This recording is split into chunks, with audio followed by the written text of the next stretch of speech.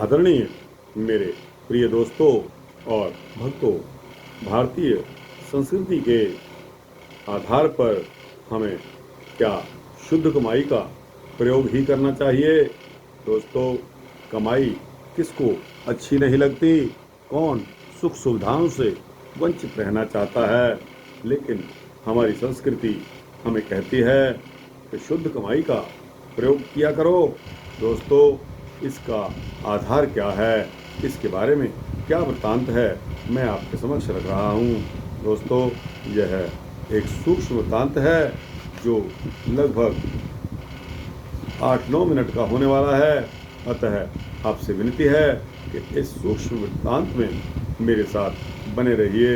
अंत तक आपको पता लगेगा कि हमें शुद्ध कमाई का प्रयोग क्यों करना चाहिए।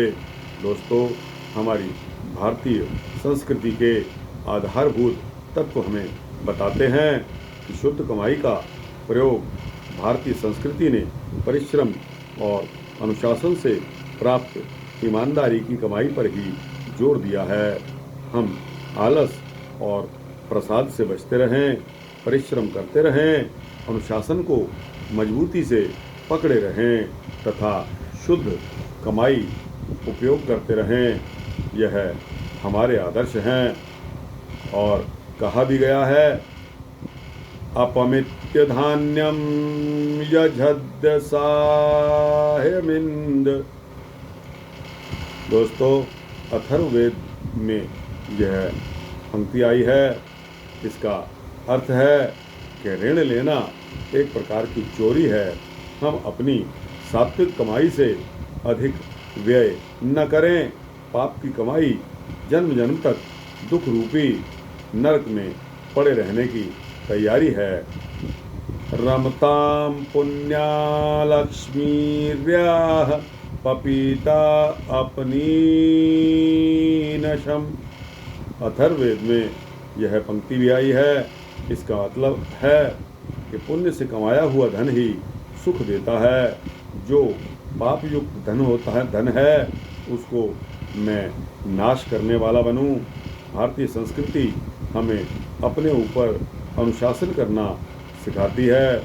वह अनुशासन पुलिस या फौज की भांति बाहर से थोपा हुआ ना होकर प्रेम, सत्य और नीति का अनुशासन है। न्याय, सत्य और प्रेम से सदा सनातन एक से रहने वाले पदार्थ हैं। इनके अनुसार जो बात, उक्ति या मार्ग आज सत्य है वह सदा सत्य रहने वाला है। किसी अनुचित कामना, इच्छा, वासना, तृष्णा आदि को कभी ना बढ़ने दिया जाना चाहिए, अन्यथा जीव अधिकाधिक बंधन में बनता चला जाता है। इसलिए इस संस्कृति में त्याग और परोपकार का बहुत महत्व है। सारे परिश्रम और ईमानदारी से जो कुछ भी प्राप्त हो जाए उसी पर निर्वाह करने पर जोर दिया गया है। सर्वेषामेव शोचनामर्थ शोचम परम स्मृतम थोर्थे शुचिः सशुचिर्थ मृद्धारि शुचिः। मनुस्मृति में यह पंक्ति आई है कि सभी शुद्धियों में धन की पवित्रता ही श्रेष्ठ कही गई है, क्योंकि जो कमाई शुद्ध है वह व्यक्ति धन की दृष्टि से शुद्ध कहा जा सकता है। मिट्टी या जल की शुद्धि नहीं कही जाती। मतलब यह है कि जो पराया धन नहीं हरता और न्याय से धन उपार्जन करता है वह शुद्ध है, और जो अन्याय से द्रव्य हरता है किंतु मिट्टी लगाकर स्नान करता है वह पवित्र नहीं है। हमारे यहाँ कहा गया है, प्रपतेत पापी लाशिच्य, अर्थात पाप की कमाई छोड़ दो, पसीने की कमाई से ही मनुष्य सुखी बनता है। देवः वार्य बनने, ऋग्वेद की यह पंक्ति है। धन उन्हीं के पास ठहरता है जो सद्गुणी होते हैं। दुर्गुणों की विपुल संपदा भी स्वल्प काल में नष्ट हो जाती है। रईम दानाय चोदव, अथर्ववेद में आई ये पंक्ति कहती है कि दान देने के लिए धन कमाओ, संग्रह करने का या विलासिता के लिए धन नहीं है।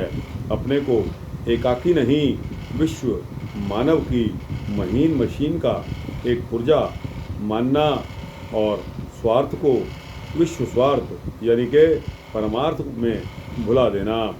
भारतीय संस्कृति में यह विशेषता है कि वैयक्तिक जीवन की चरितार्थता का विश्व के समष्टि जीवन की चरितार्थता के साथ कोई विरोध नहीं है। हम यह मानते आए हैं कि सब विश्व में स्वयं हमारा ही प्राण बिखरा पड़ा है। सब में एक ही आत्मा समष्टि रूप से फैली हुई है। वहाँ सब समान हैं। एक ही विराट मशीन के छोटे बड़े कल पुर्जे हैं। अतएव सबको समान ही समझना चाहिए। हिंदू मानता है कि शरीर नहीं आत्मा है, महान आत्मा का एक अंश है। जब हम आत्मवाद में इतना अधिक विश्वास करते हैं तो स्वभावतः भौतिकवाद को केवल उतना ही महत्व देना उचित है जितना वह अनिवार्यतः आवश्यक है। एक ही प्राण सब में व्याप्त है। एक ही विराट आत्मा का सर्वत्र प्रकाश है। एक ही सूर्य का प्रतिबिंब सर्वत्र जगमगा रहा है। संपूर्ण समाज एक बड़ा शरीर है और हम सब उसके अंग मात्र हैं। नर नारायण, जनता जनार्दन, विराट पुरुष आदि भारतीय संस्कृति के शब्दों में यही भाव भरा हुआ है। हम आत्मीयता के पुजारी हैं।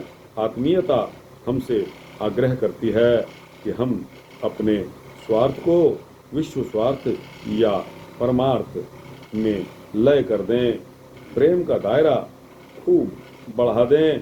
यही भारतीय संस्कृति का संदेश हम सब के लिए है। भारतीय शास्त्र कहते हैं कि मनुष्य जीवन में परोपकार ही सार है। अपने स्वार्थ को छोड़कर हमें सदैव परोपकार में रत रहना चाहिए। परोपकार करके भूल जाना ही उचित है। मेरे कारण दूसरों का भला हुआ है, यह सोचना मूर्खता है। हमारे बिना संसार का कोई काम अटक नहीं रहेगा। हमारे पैदा होने से पूर्व भी संसार का काम ठीक से चल रहा था और हमारे बाद भी ऐसा ही चलता रहेगा। परमात्मा इतना गरीब नहीं है कि हमारी सहायता बिना कार्य ही न चल सके। अतः जितना हमें उपकार करने का अवसर मिले उतना ही कृतज्ञ हमें होना चाहिए। हमारी उपकार बुद्धि को जागृत करके ईश्वर हमें ऋणी कर देता है। इससे हमारी मानसिक उन्नति होती है और आत्मा को भी शक्ति प्राप्त होती है। तो दोस्तों, यह वृत्तांत जो मैंने आपके समक्ष रखा कि शुद्ध कमाई का प्रयोग हमें क्यों करना चाहिए, इसका आंसर, इसका उत्तर आपको मिल गया है। आपको कैसा लगा? अच्छा लगा हो तो इसको लाइक और शेयर करते हुए अपने दोस्तों, भक्तों, मित्रों, जिज्ञासुओं को भेजना। कमेंट सेक्शन में जाकर कमेंट्स अवश्य देना। और दोस्तों, इस चैनल को सब्सक्राइब कर देंगे तो आपको इसी तरह के सूक्ष्म भक्ति वृत्तांत मिलते रहेंगे। जय श्री सीतारामचंद्र भगवान की जय।